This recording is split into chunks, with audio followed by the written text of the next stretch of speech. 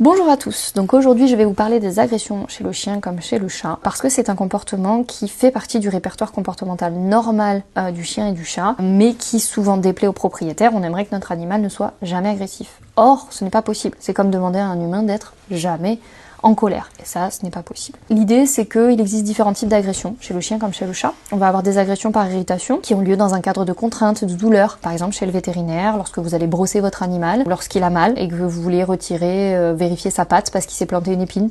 On peut avoir des agressions par peur, donc c'est vraiment dans un contexte fermé, où l'animal a peur de quelque chose, il n'a pas la possibilité de fuir, et il va agresser. On peut avoir des agressions territoriales, où le but c'est d'éloigner un individu qui rentre sur le territoire, et on peut également avoir de la protection de ressources, notamment chez le chien, qu'il considère qu'une ressource est à lui et qu'il ne souhaite pas qu'on vienne lui prendre. Donc ce qui est important à savoir, c'est que ces agressions peuvent être tout à fait normales, notamment si la séquence est respectée, avec une phase de menace qui peut se manifester par des grognements, de la piloérection, une posture haute, de la tension dans le corps, des pupilles dilatées, un retroussement de babine, une phase de morsure qui va être contrôlée et adaptée à la situation et une phase d'apaisement. Cela devient complètement anormal si la fréquence, l'intensité et la séquence, c'est-à-dire qu'il n'y a plus de phase de menace, plus de phase d'apaisement ou que la morsure n'est pas contrôlée, est modifiée.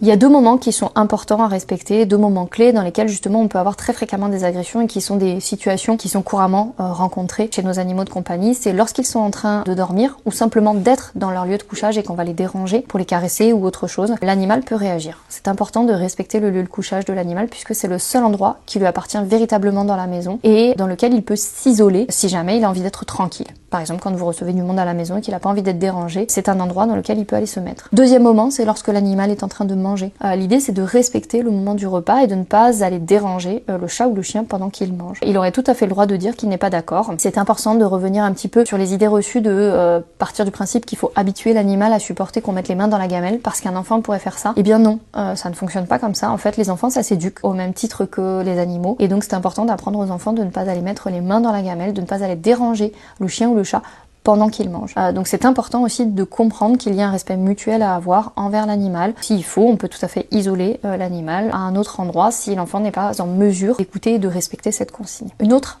agression qui est importante et qui est peut-être fréquente, c'est la protection de ressources, qui peut exister chez le chien notamment, et qui peut être renforcée par les humains, parce qu'on a tendance à se précipiter lorsque un chiot par exemple met quelque chose en gueule, pour aller vérifier que ce ne soit pas quelque chose de dangereux, et on lui retire parce qu'on a peur qu'il soit malade. Or, il y a certaines choses qu'ils prennent en gueule et qui ne risquent absolument rien. Et en se précipitant sur l'animal, on a tendance à renforcer cette protection de ressources. Et l'animal se dit, ok, mon humain est toujours là pour me prendre ce que j'ai dans la gueule, donc du coup, il va avoir tendance à ingérer davantage, beaucoup plus rapidement, et il peut avoir tendance derrière à grogner aussi pour protéger ce qu'il a en gueule. L'idée, c'est d'apprendre au chien à nous montrer ce qu'il a pris en gueule et à lui laisser s'il n'y a pas de danger et à troquer, échanger pour qu'il apprenne que finalement nous donner ce qu'il a en gueule est toujours positif et qu'on ne lui vole pas ce qu'il a pris.